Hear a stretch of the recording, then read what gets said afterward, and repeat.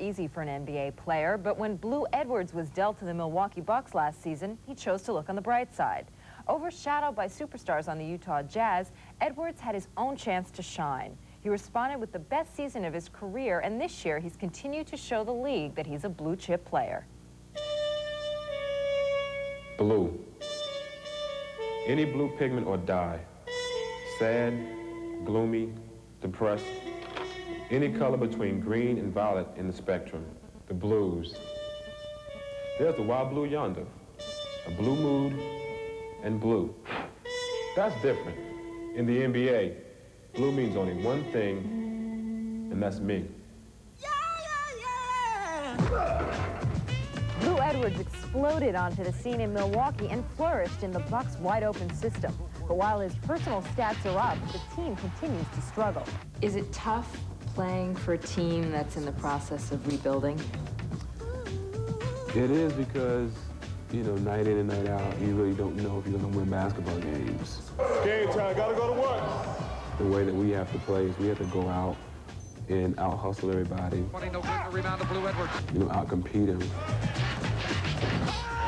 Wow, what a play. You've got this primal scream thing that you do after you dunk.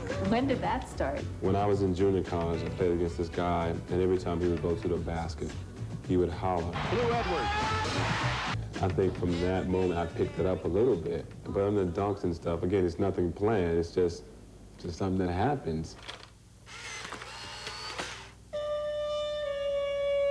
Blue. So, Blue, how did you get that nickname? The nickname started when I was very young. There was an incident where I had gotten choked, and I had 3 sisters and 2 brothers, and they were all older. And as I got older, they always called me Blue Boy. They pick on me. And around school, when I started to play sports, everybody would call me, like in the papers and stuff, it would always be Theodore Blue Edwards. On the court, he's blue to all the fans, but at home, he's usually called another name, Dad. What do you want to eat? Edwards married his college sweetheart, Valerie, who also played basketball at East Carolina. And their 2 daughters, Whitney and Brittany, both seem to be following in Mom and Dad's footsteps. Valerie keeps a watchful eye on Blue's shooting. Shot. She's not only his biggest fan, she's also his toughest critic, and she never hesitates to offer some pointers. But you had a lot of good looks, and the shots just wasn't falling. I think every shot that I took was shots that I normally take.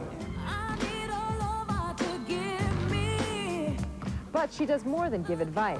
When Blue is in a slump, she'll take the court with him after practice and help him get in some extra work. The last 4 basketball games, I've been struggling from the field.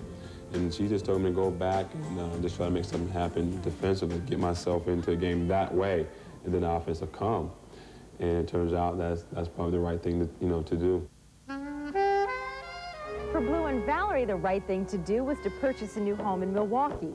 As they move in and get settled, they're excited about starting a new chapter in their lives. How you guys coming along? It's a blue world. Will this be an ideal situation for you? I hope so. That's my thinking.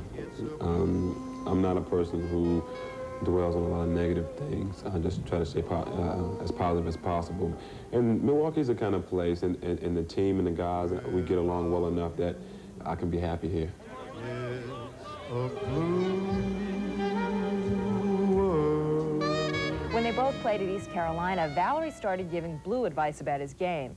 At first, he was a little resistant, but the next day at practice, the coach would tell him the same thing Valerie had told him. And he's taken her advice seriously ever since. And Mike Dunleavy does